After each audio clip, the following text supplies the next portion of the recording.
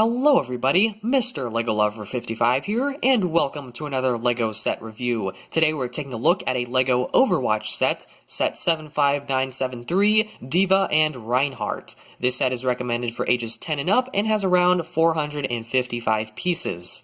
So taking a look at the front of the box here, we've got the LEGO Overwatch logo there at the top, we've got Tracer there in the corner, we've got a picture of the actual set info there, Blizzard logo there on the corner. On the back, we've got alternate box art, so this is really cool. The only other theme that we've really seen this outside of Overwatch is with the Lego Movie 2, and I'm hopefully we'll see more of this in the future with more themes. So definitely interesting that they're doing this. But anyways, so yeah, that's the back, which it's got like a little CGI render or whatever. But anyways, that's pretty much it for the box. Let's go ahead and take a look at the actual set.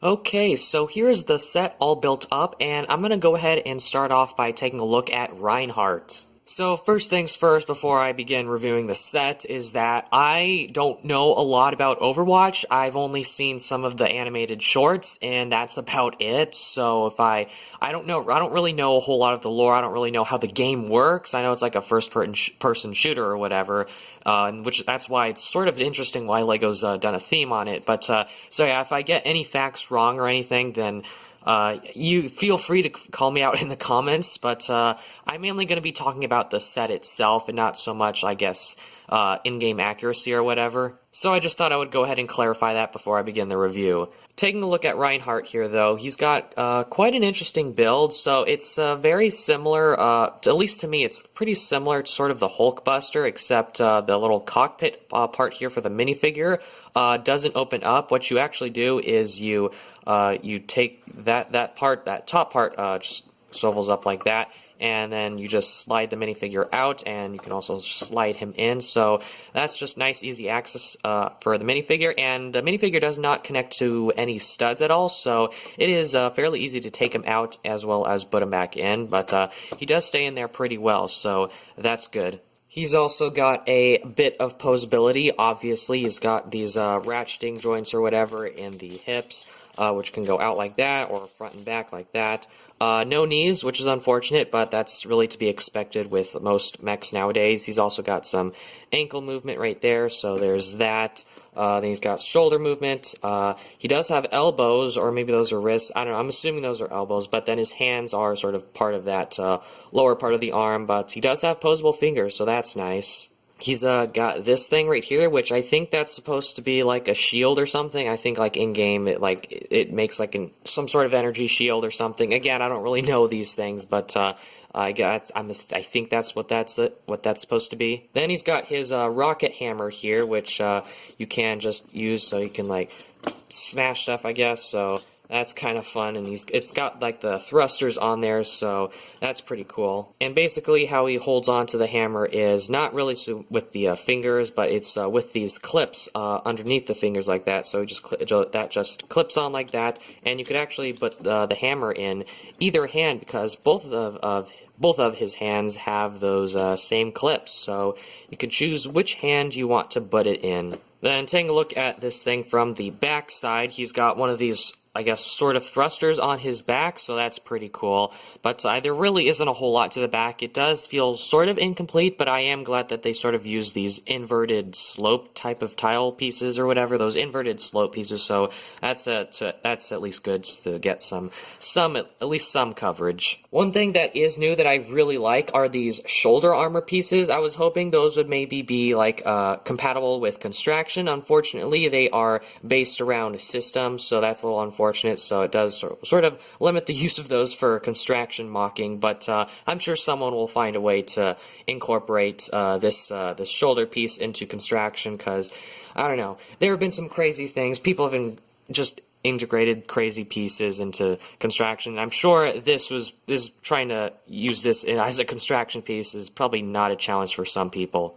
But yeah, overall, I don't really have a whole lot else to say about Reinhardt here, but one thing I will mention is that he does use quite a bit of stickers. This set overall does have a lot of stickers. He's got like 3 here, he's got just for all of the shoulder armor pieces in total, he's got 4. He got 2 on the front and then 2 on the back. Then for the chest here, you've got 2 stickers there and there. Then you've got stickers here down by his feet. So there's just overall a lot of stickers, and there's even more on D.Va, so we'll go ahead and take a look at her now. So here is D.Va, and so for Reinhardt, he had about 11 stickers, and D.Va here doesn't have too many more, but she does have 13 stickers, and just adding all of the number of stickers up, that's it's a lot for just a $40 set, at least in my opinion. So yeah, there's a lot of stickers in this set, so if you're not a fan of stickers, this might not be a great set for you. And honestly, the stickers are probably going to be one of my major gripes about this set, but I'll get into that near the end of the video. So taking a look at D.Va's mech here itself, there is quite a bit of posability that I do like. As per usual, no knee mobility. As per usual, no knee articulation. Again, that's to be expected. It does use those ratcheting joints there for the hips, which can go out and front and back. And the ankles, they use not ball joints unlike Reinhardt, but they do, again, use those sort of ratcheting joints which can move forward and then also to the side like that. But then the feet themselves also have a little bit of posability. So when you move it out like that, you can sort of I don't know, these things, the feet, you can sort of pose them differently so that she can be, her mech can be standing at different angles like that, which is really cool. I haven't really seen feet like that in a Lego mech before, at least from an official set. And when I first saw this, I wasn't sure how stable it would be, but it's surprisingly stable, so that's really good. The mech's also got some posability here in the arms, although there really isn't a lot. It's very, very limited here. It's just connected by some mixel joints, and you can't really do a whole lot with these arms, and honestly, it's better just to keep them in one pose since you can't really do a whole lot with them, just like that, because even if you put it forward like that, it doesn't look like there's a whole lot more added to the pose. I don't know. But yeah, and then of course you got stud shooters because you got to include stud shooters in a Lego set somehow. But yeah, basically you push down on the top there and you shoot that. I'm pretty sure everyone at this point knows how stud shooters work, so yeah. I'm going to go ahead and take a look here at the top, and you can see just how many stickers there are on this thing. There's quite a lot. There's a few stickers just sort of on the front. There's also stickers on these little blaster things, and then there's a ton here on the top, and then there's even a few on the back, or a couple there. And so the back is also, unlike Reinhardt, this one is pretty well covered up and just pretty detailed as well. You've got little rocket thrusters right here, so I guess this is a flying mech, so that's pretty neat. There's also this little thing here, this little flap on the back, which you can open up, and that's the main way for the minifigure to get in. And it's a little bit hard to take out because I have her in there holding on to the controls, but you can take the minifigure out like that. And honestly, the minifigure is a little bit difficult to get out and to sort of keep in place. If you want to get her in the sort of control panel area, it's probably going to be a lot easier to open up that top part right there and just put her there. And what I like to do is I like to pinch these sort of blaster pieces, which are being used as, I guess, controls. I just pinch those between her hands so that she sort of stays in place, and then put the cockpit down, close that up, and that way she stays in place, because if she's not held in place, then she just sort of wiggles around. She's not connected by any studs at all, so that's kind of a downside to this. So yeah, that's kind of disappointing. But you can open that back part up, you can open that top part up, and you can also move this down, so you can sort of just pose things just however you want, I guess. So you can just put that up, and yeah, so just lots of options, I guess, for this mech, which is what I like about it. But these things can move, and I don't really have a whole lot else to say about the mech, so let's go ahead and take a look at the minifigures. Oh, actually, one more thing before we do that. I forgot to mention that there is a spot here to hold D.Va's gun here, which I really appreciate. I always appreciate minifigure storage on a vehicle, or at least sometimes, usually when it's done well. In this case, it's done pretty well. Okay, so starting off with Reinhardt here, you can see he is holding a smaller version of the rocket hammer, and how that's included is that hammer piece or part or weapon or whatever. It's basically the lower end of his larger hammer. So basically what you do is, originally it came like this. This was like the full rocket hammer or whatever. You would take this, you would take this end part off like that, and then you would take that part off and put it on here instead, and that's basically how you would have the minifig scale rocket hammer for Reinhardt here for the minifig scale. So I think that's really cool, and just overall I think it's really cool that they made just a minifigure version of him. They could have just plopped the head on top of the mech and just called that Reinhardt, but I'm glad that they did a minifigure, because I know there are some people who would have preferred him to just be a minifigure. So I'm glad that they did sort of go with this route. So you got the best of both worlds, I guess. So that's pretty cool. I also do like how his there's a lot of silver on him. He's got silver arms and also silver legs. Unfortunately, his torso is just a standard dark gray, as well as his hands, but that's okay. The printing on him also looks really cool, and it's nice and shiny. As you can see, it's just shining a lot there, so that's really cool. Nice metallic printing on the front as well as on the back, and you've got some of that detailing there for that rocket thruster that was also seen on the back of the mech.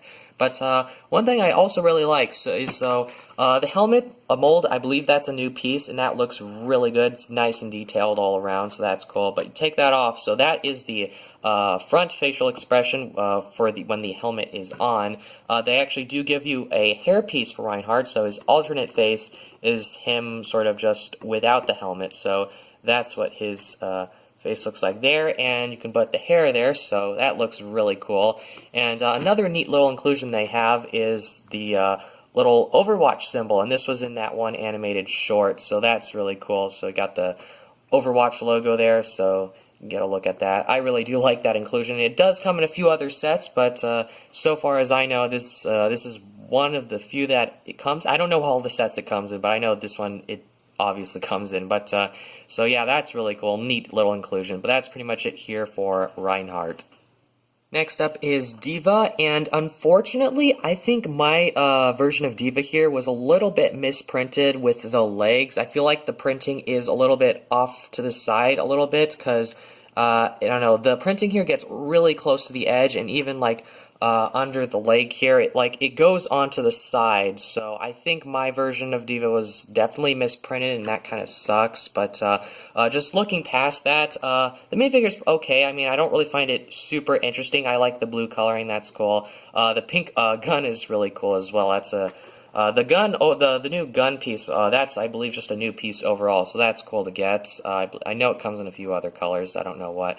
The head piece is also really cool. It's, I believe it's dual molded. Yeah, it's definitely dual molded with those headphone type things on her hair, so that's really cool.